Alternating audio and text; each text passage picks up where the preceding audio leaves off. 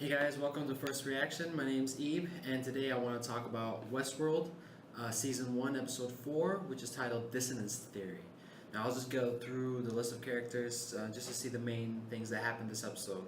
Now, nothing happened with James Marsden's character. I'm sorry about the names, I'm going to mix them up. He was just tied up.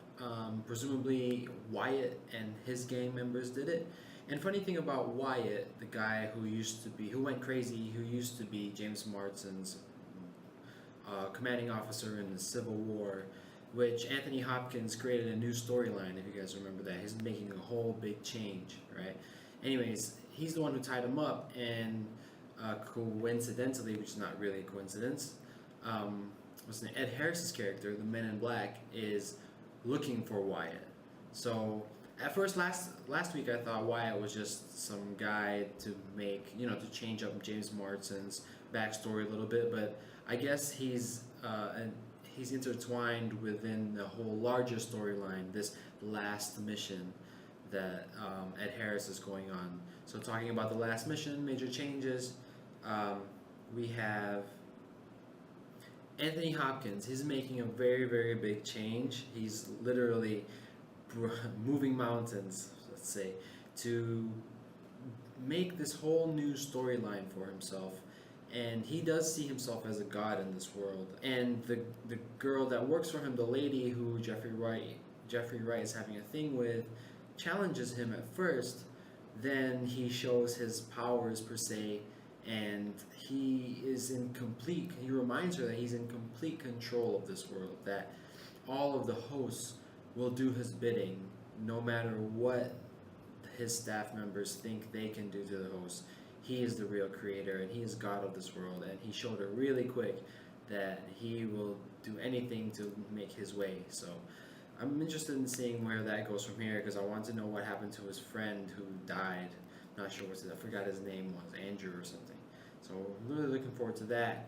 But the biggest thing in this episode was Thandie Newton's character with the cowboy Hector, where he has her look for the bullet inside of her abdomen, even though there is no scar. And she realizes, oh my god, she's not crazy. She's seeing this guy in the hazmat suit. And first she had to confirm that she's not crazy because she saw the doll that the Native American hosts had been making, and it's actually in their legend. And he sees the staff members, all of the Native Americans, they see the staff members in the hazmat suits as sort of deities, right? So it shows that our main hosts, Evan Rachel Wood, Thandie Newton, and James, well, not really him.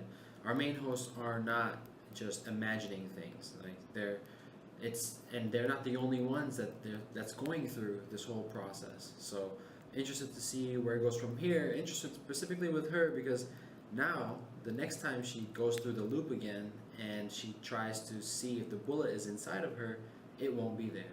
So she actually is going to think she's crazy until probably something else happens, or until she remembers that she already took the bullet out.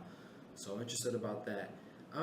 Evan Rachel Wood's character, she's walking around with William, the other guy who's a human, right? He's starting to fall for her,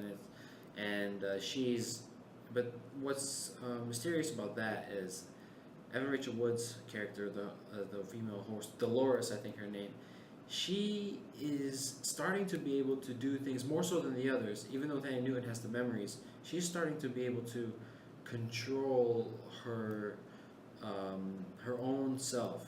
Her free will is much stronger than a regular host would be. Like, she can decide to do things now, as opposed to being pre-programmed to act a certain way or respond to certain stimuli.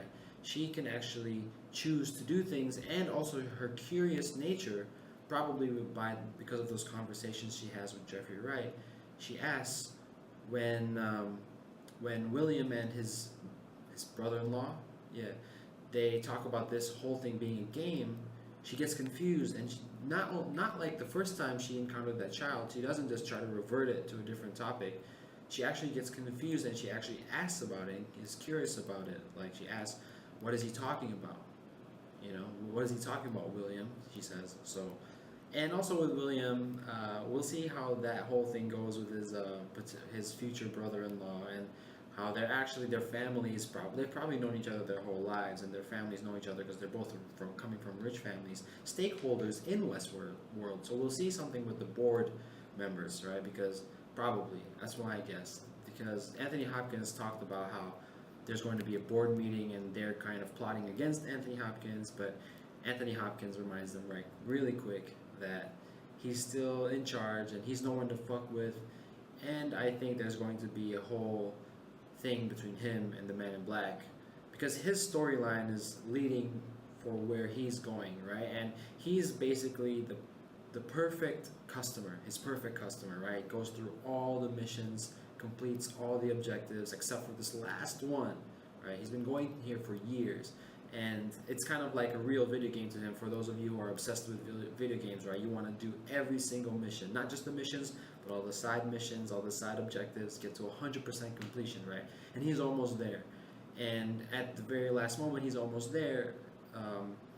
What's his name? Anthony Hopkins, Dr. Robert Ford creates this one little tweak, one more change that's going to affect everything, right? So, Westworld, probably the best show that's new coming out this year so far, and this year's almost over. So if you haven't started watching it yet, go ahead. And as always, thanks for watching. If you've made it to the end, my name's Eve. This is my first reaction on this episode, and please subscribe or like, depending on where you watch it.